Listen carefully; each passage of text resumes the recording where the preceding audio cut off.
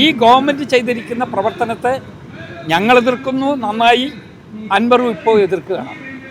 ഭാഷ 2 രൂപത്തിലാണെന്ന് ഒരിക്കലും പോയിൻ്റ് 1 രൂപത്തിൽ തന്നെ നിൽക്കുകയല്ലേ.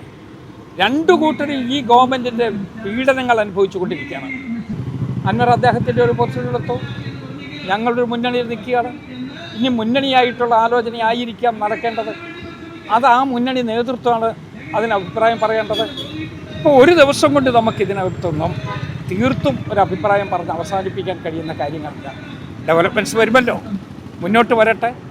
ആ സമയത്താണ് അതിനകത്ത് പ്രോപ്പറായിട്ട് ഡിസിഷൻ എടുക്കേണ്ടത്.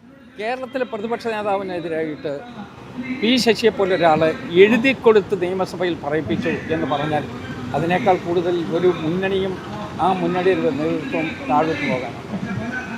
അപ്പോൾ അവർ വളരെ തെറ്റായ മാർഗത്തിലൂടെയാണ് പോകുന്നത്. അന്ന് അൻവർ പറഞ്ഞു, അൻവറിനെ കൊണ്ട് പറയിപ്പിച്ചു എന്ന് പറയുന്നതല്ലേ ശശി. പ്രതിപക്ഷ നേതാവ് തന്നെ പറഞ്ഞു ഇത് എഴുതി കൊടുത്ത പി ശശിയല്ല, പിണറായി വിജയനാണ് ഇതിൻ്റെ പിന്നിൽ എന്ന് പറഞ്ഞു. ഇപ്പോൾ കഥയെല്ലാം കൃത്യമായി വന്നില്ലേ. പി ശശി എഴുതുക എന്ന് പറഞ്ഞാൽ അദ്ദേഹം നേരിട്ട് എഴുതുമോ? മുഖ്യമന്ത്രി അറിയാതെ ഈ കാര്യങ്ങളൊക്കെ ചെയ്യുമോ? ഏറ്റവും പുതിയ വാർത്തകളും വിശേഷങ്ങളും വിരൽ തുമ്പിലറിയാൻ സീ മലയാളം ന്യൂസ് എല്ലാ ഡിജിറ്റൽ പ്ലാറ്റ്ഫോമുകളിലും ലഭ്യം.